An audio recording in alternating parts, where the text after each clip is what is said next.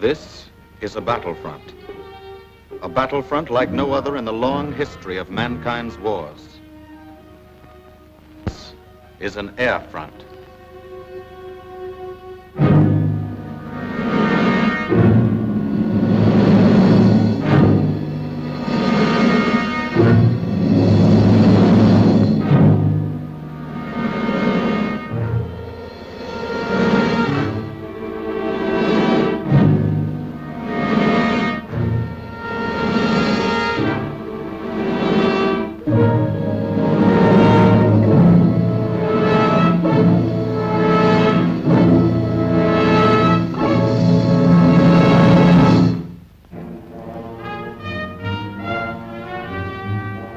The working day begins, as it will end, with the ground crews, as much a part of the fortress as her wings.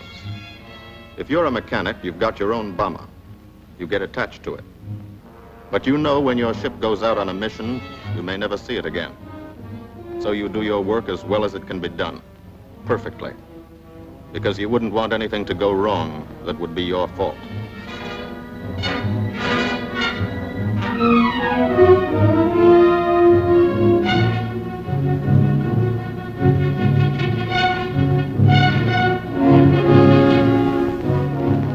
Today, the bombs will be taken from these bomb dumps somewhere in England and delivered to specific points in Wilhelmshaven, Germany.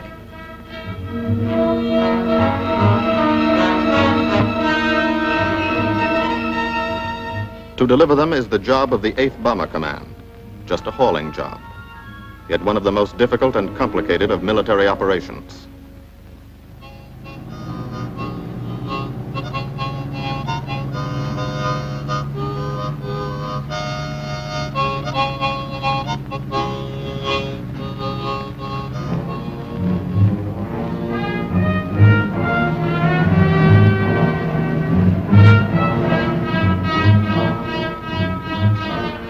General-purpose demolition bombs, impact velocity as high as 750 miles an hour, pierce 5 inches of armor plate, destroy a factory.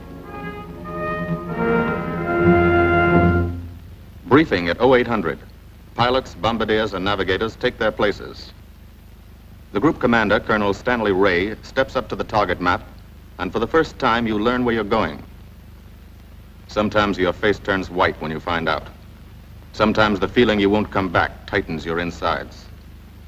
Not so long ago, you were sitting like this in a college or high school classroom, not listening too hard, perhaps even a little sleepy. But you listen here. And as you listen, you don't have time to think of yourself. Fear fades. You concentrate on the mission. Type of formation, assembly point, 0 hour, route to target, weather, enemy fighters, enemy flak, route back home. If forced down in enemy territory, destroy equipment. If taken prisoner, give no information. Name, rank, and serial number. That's all.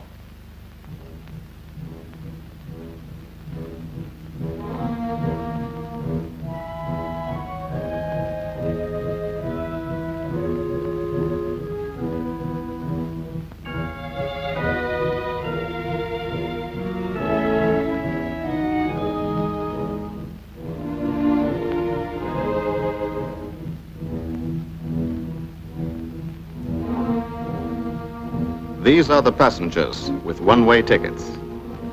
And this is the crew of the Memphis Belle, 324th Squadron, 91st Heavy Bombardment Group. Just one plane and one crew in one squadron, in one group, of one wing, of one Air Force, out of 15 United States Army Air Forces. Well, fellas, we've never had an easy ride over there yet. And today won't be any different. No escort except unfriendly. So keep your eyes peeled. Don't get excited and yell when you're talking on the intercom. Save your ammunition and make your shots count. And let me know what goes on back there, Quinlan. Yes, sir. Stay on the ball, gang, and she'll bring us back like she's always done. Okay? Let's go.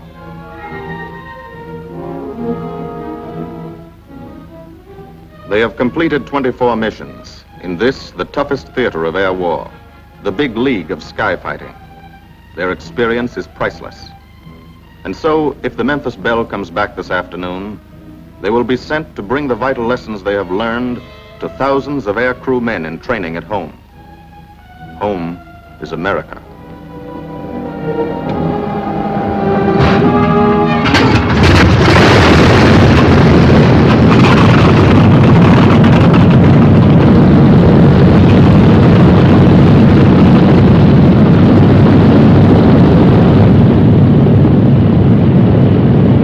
This is a battlefront, like no other in this or any war. No monster armies, no booming cannon. Only the roaring engine sound of the bombers pounding through the quiet English countryside. This is an air front.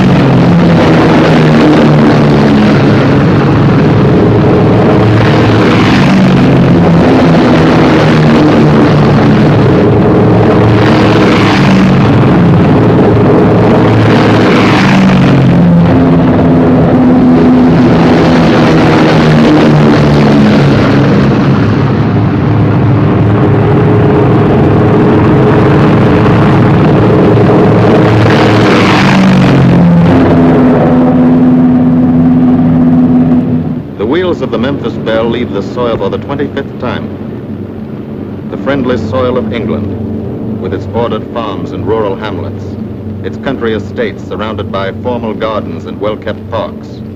These Americans knew only from the classics they had to read in school. The England of the towns and cities, whose people have defended their island's freedom for over 1,000 years. But today, their countryside has changed. Today, their island has been converted into a gigantic bomber field, a super aircraft carrier anchored off the shores of Fortress Europe, with hangars and machine shops, with hundreds of dispersal points, perimeter tracks, and concrete runways. This is England in its 5th year of war. And this is the new battlefront, the air front, from which we seek out the enemy. Not his infantry or his artillery, not his panzer divisions, but the greater menace, the industrial heart of his nation, the foundation on which the Nazi Empire and its armies stand, the power behind the German lust for conquest. The steel mills and refineries, shipyards and submarine pens, factories and munitions plants, pinpoints on the map of Europe which mean rubber, guns, ball bearings, shells, engines, planes, tanks, targets. Targets to be destroyed. And these are the destroyers, each with a belly full of bombs, and 10 men like the crew of the Memphis Belle. Pilot Captain Robert Morgan, industrial engineer from Asheville, North Carolina. He's flown this ship across the Atlantic. The other pilot, Captain Jim Verinis, business administration student at the University of Connecticut. Radio operator and gunner, Sergeant Bob Hansen, construction worker from Spokane, Washington. Navigator, Captain Chuck Layton, chemistry student at Ohio Wesleyan. Engineer and top turret gunner, Sergeant Harold Locke from Green Bay, Wisconsin. Used to be a stevedore.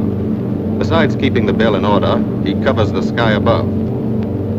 Tail gunner Sergeant John Quinlan of Yonkers, New York. Clerked for a carpet company, but he quit December 8th, 1941. Ball turret gunner Sergeant Cecil Scott. Firstman for a rubber company in Rahway, New Jersey. Pilot to crew, 10,000, put on oxygen. They're climbing higher now, 300 feet a minute. The strain on the planes and on the men is mounting. The rest of the crew, Bombardier Captain Vincent Evans, operated a fleet of trucks in Fort Worth, Texas. Waist gunners, on the right, Sergeant Bill Winchell, chemist for a paint company in Chicago. And on the left, Sergeant Tony Nastal, used to repair washing machines in Detroit when he was a kid. Now he's 19 and has 2 Nazi fighters, confirmed.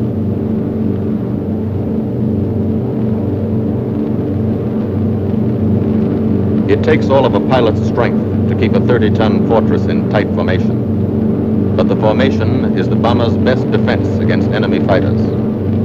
The planes are deployed to uncover every gun, stepped up and down, echelon to the right and left, arranged to overcome the danger of gunners firing into friendly ships, arranged so concentrated cones of fire from the caliber 50 machine guns cover the sky for 1,000 yards in every direction.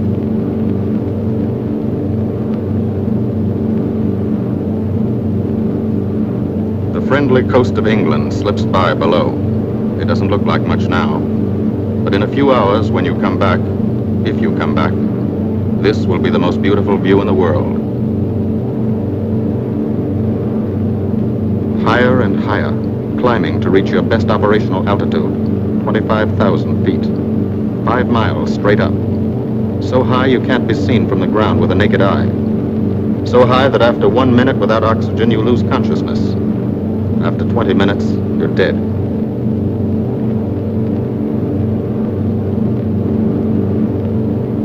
From now to the target, you go about your routine duties, plot your course, check your equipment, and wait, and think.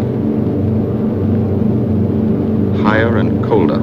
Temperature, 40 degrees, below zero. Take off your glove and you lose some fingers. You look out at the strange world beyond. Reflections in plexiglass, like nothing you ever saw before, outside of a dream.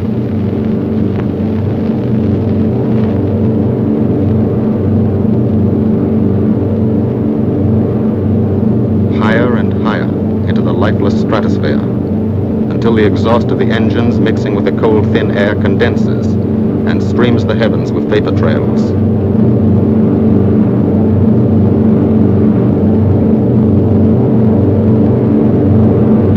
Ships, they're far from beautiful, for they point like beckoning fingers to the formation, signposts in the sky for the enemy to spot us.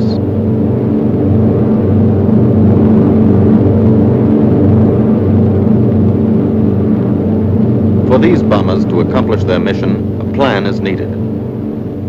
Carefully worked out, timed to the minute. The job is to bomb Wilhelmshaven effectively and economically. The enemy is strong, skillful, determined to stop us. Here are his defenses. Airdromes, well dispersed. Each plane indicates a Staffel or squadron of fighters. Heavy anti-aircraft, highly trained and accurate, all along the coast and defending his vital installations. Radar to warn him of our coming. Here is our plan to divide his defenses and weaken his opposition. At 13:30 hours, shortly after takeoff, 6 groups of planes will be heading toward the enemy coast from 6 directions. The Blue Force, 100 B-24 Liberator 4-engine bombers. The White Force, 300 B-17 Flying Fortresses. The Green Force, 300 B-17s with an escort of 6 squadrons of P-47 Thunderbolts. A force of B-26 Marauders, twin-engine medium bombers with 6 squadrons of RAF Spitfires escorting. Almost 1,000 planes and over 8,000 men in the air. The enemy alerts all his airdromes. But which is our main force? What are our targets? Where should the Nazi controllers send their fighters? It's our job to make them guess, and guess wrong. A half hour later, at 1400 hours, the Blue Force will be heading east across the North Sea with the white force following. These enemy fighters are tied down, waiting to meet them, and will not be able to attack the green force. These fighters must come up to attack the green force, and thus will be no threat to the blue and white forces.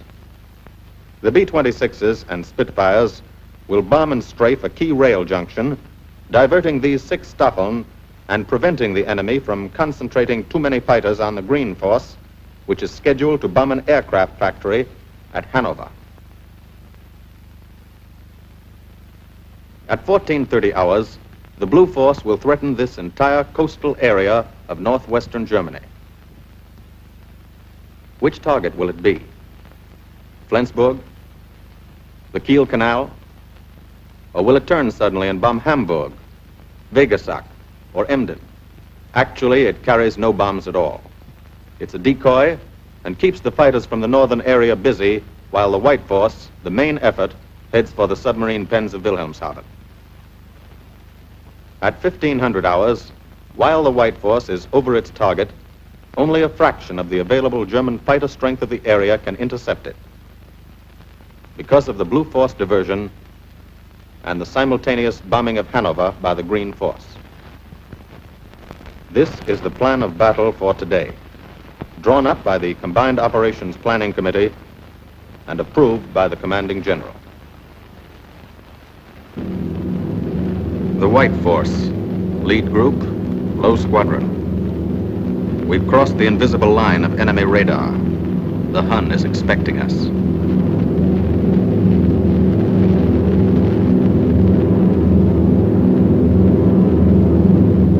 Steel helmets go on. Watchful eyes strain.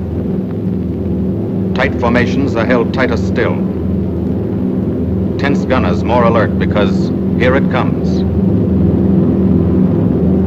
The enemy coast. From up here, it looks the same as any other. Houses, roads, green fields, factories, waterways. But they are the houses and fields of those who invade and oppress. They are the factories and roads of the people who twice in one generation have flooded the world with suffering. Suffering in such quantity as the history of the human race has never known. Brought torment and anguish into countless American homes. Gold stars and telegrams from the War Department.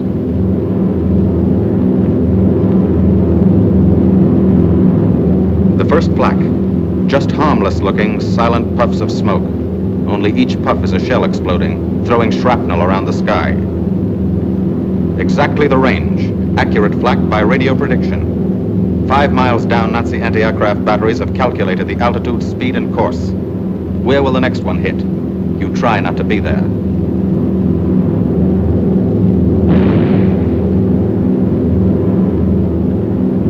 The docks and submarine pens of Wilhelmshaven. Approach to the target starts. No smoke screen can protect it.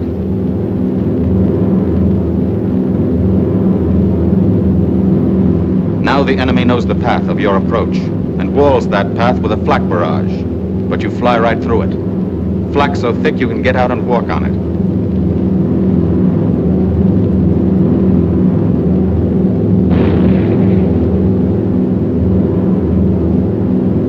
Morgan changes course every 15 seconds, evasive action to confuse the flak batteries. Bomb sight set for correct altitude and speed. Bomb bay doors open. The bombing run begins. Pilot to bombardier. Okay, Vin, you've got it. Now Evans flies the Memphis Belle, controlling it through the bomb sight. And now we are most vulnerable. Committed to our bombing run, we can't dodge flak or fighters. Here's the first.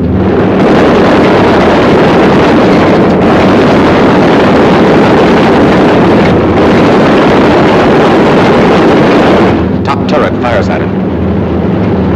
Evans must ignore the battle. Crosshairs lined up on target. Adjustments for wind drift made. 2 more fighters diving from 9 o'clock. Flak now has the range too. They've hit this fort, but he keeps on his bombing run.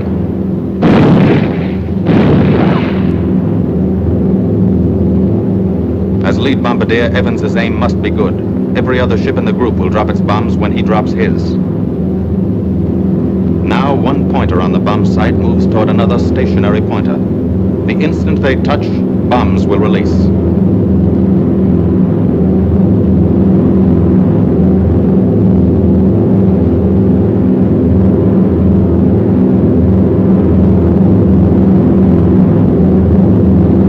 They touch.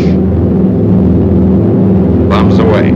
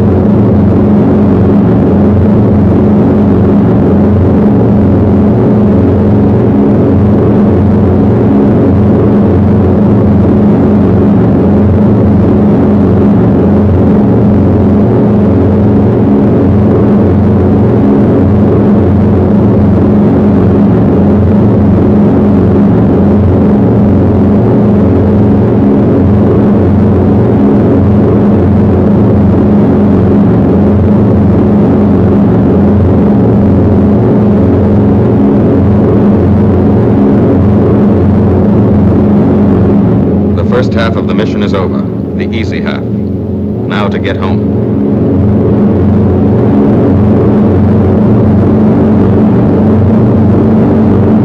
The flak stops.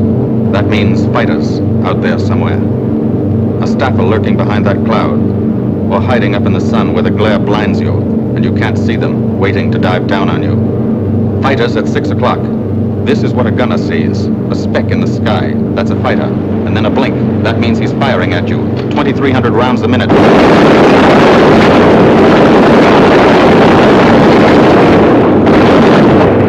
In a running battle, one of the most important instruments is the interphone. There's 4 of them. 1 o'clock high. They're coming around. Watch it. 2 fighters, 6 o'clock up, coming in. Diver now, Chief. B-17 in trouble out at 2 o'clock, watching. Got an engine on fire.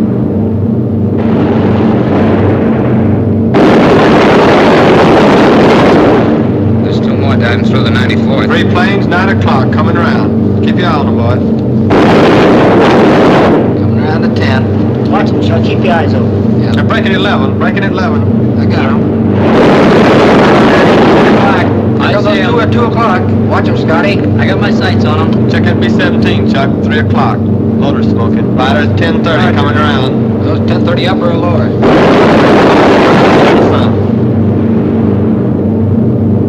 B-17 out of control at 3 o'clock.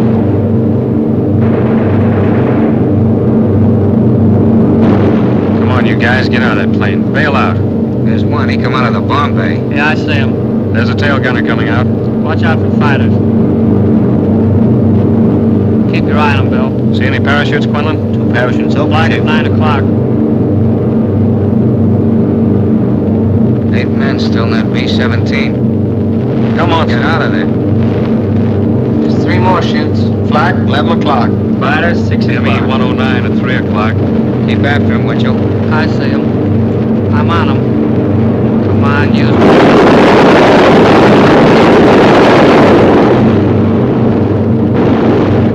I got him. Quinlan, confirm that fighter. He got him, Chief. Look, he's bailing out. Don't yell on that intercom. Fighters, 10 o'clock. Watch those 2 at 12, Ben. They're coming in. They're coming in, Scotty. Get that ball turret on him. Save the ammunition as much as possible.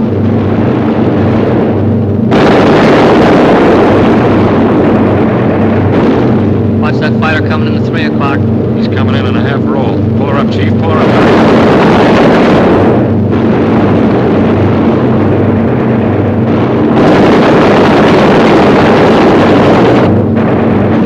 This fortress is hurt. Engine on fire, losing airspeed and altitude. Drifting into the flak, alone and helpless. A straggler. In a minute, Nazi fighters will swarm in like buzzards for the kill. You can watch, but you can't go down to help. You keep your formation.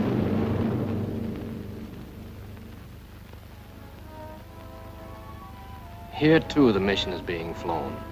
None the less real for being in the minds and hearts of these men behind.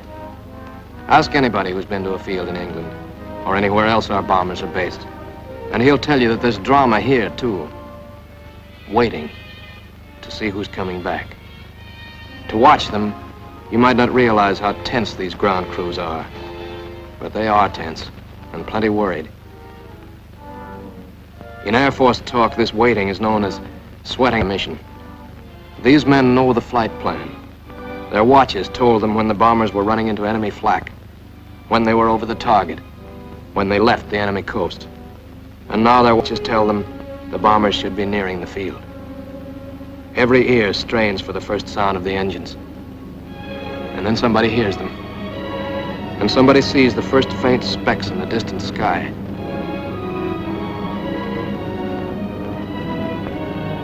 Every face turns to see and count. The watchers try to read the numbers on the ships. These planes have priority to land first. The colored flares mean wounded aboard. In the hospital window, these watching men know what that means. They know what it feels like to lie on a bouncing fortress floor for hundreds of miles through the frozen stratosphere in great pain, with the other men in your crew fighting to keep you alive until they hit the field. The field. Home. It'll be okay then, because there'll be medical care, the best, as soon as the wheels of your plane stop rolling.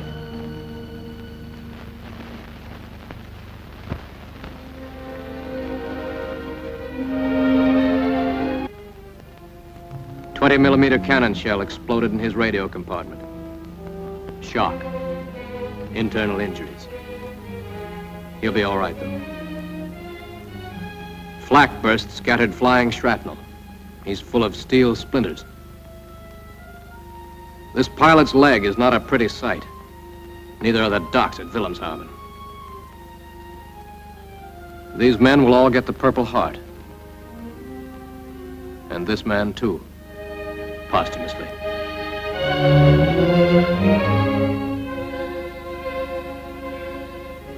A transfusion right in the plane. This gunner's too weak to be moved.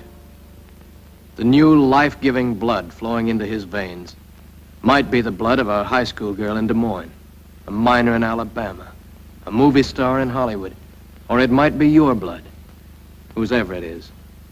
Thanks. 36 planes left this field this morning. Now 6 more arrive. That makes 20 home. And this one's 21. More wounded aboard.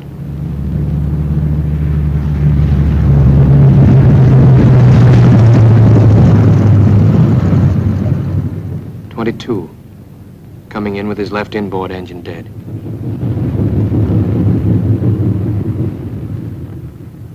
.23, with a feathered prop on his left outboard engine.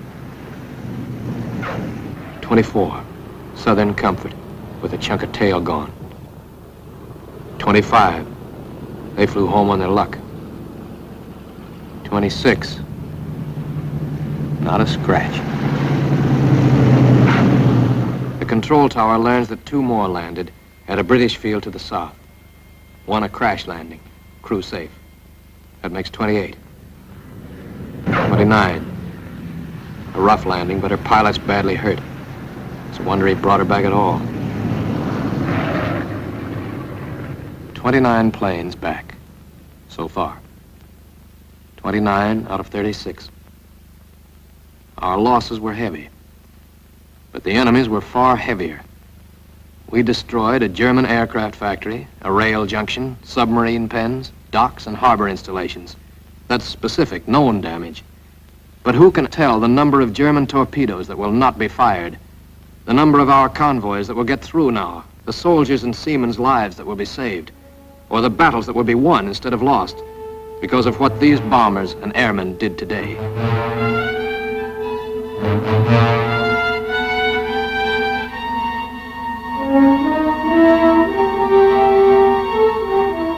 Pilot and tail gunner. They can laugh now. Fire on the inboard engine did this. Flames streaked back and burned the stabilizer, too. Another crew luck brought back.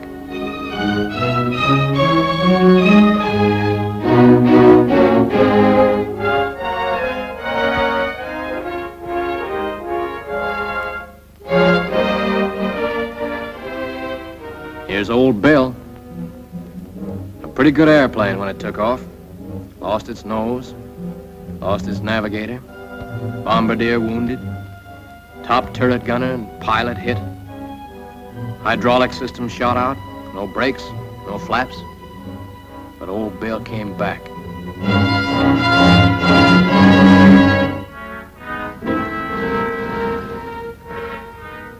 Now, among the returned crew members, talk flows like a river, talking out every detail of the mission. These are the faces of combat, faces of Americans who have watched their comrades die, faces that can never forget the enemy, and they're in no mood to have their picture taken.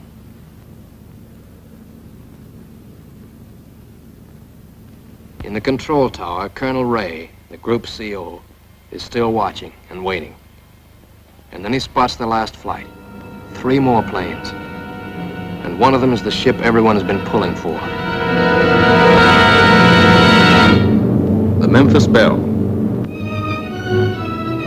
The last few miles of this trip have been a joyride. The strain is over. They can leave their guns now. Now they know they're going to go home. To Spokane, Green Bay, Asheville, Detroit, Chicago, Fort Worth, and Yonkers.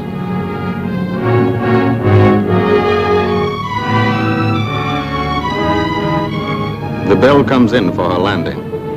But first Morgan buzzes the field, cuts the grass with the giant fortress. It's against the rules, but this is a special occasion.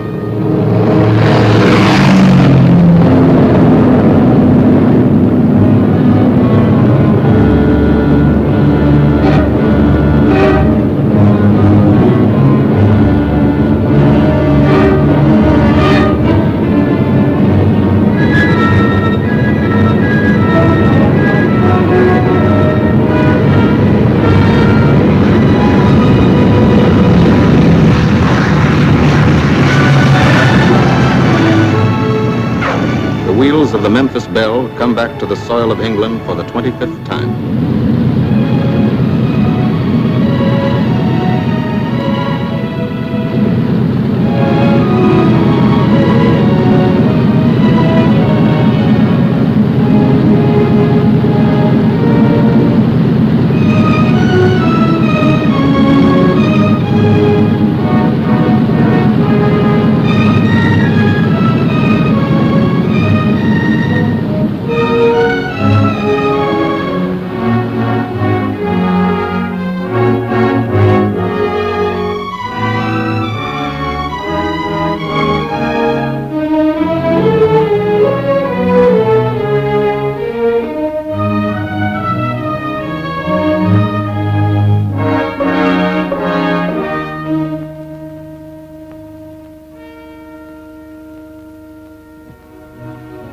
This is a day they will never forget.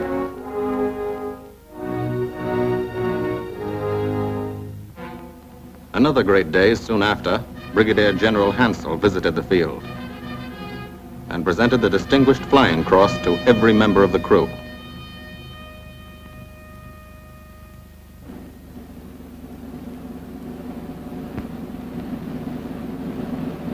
And then there was another day.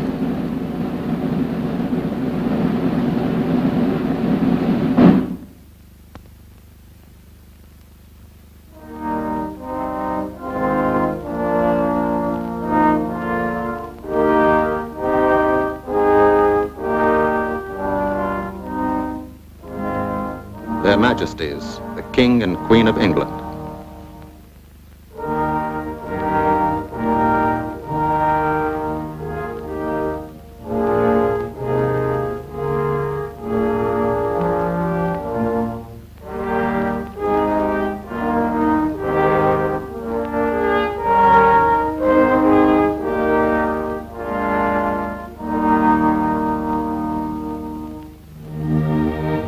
Johnny Quinlan never thought anything like this would happen to him when he left Yonkers.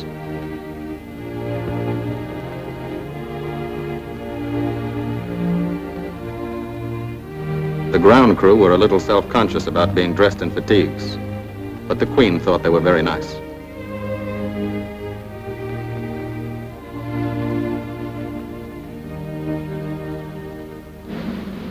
Finally, two more visitors came. General Acre, commanding the 8th Air Force, and General Devers, U.S. commander of the European Theater.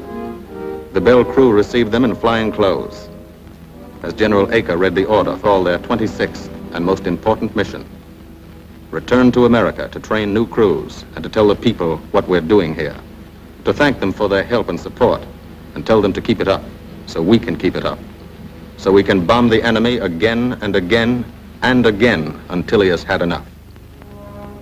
And then we can all come home.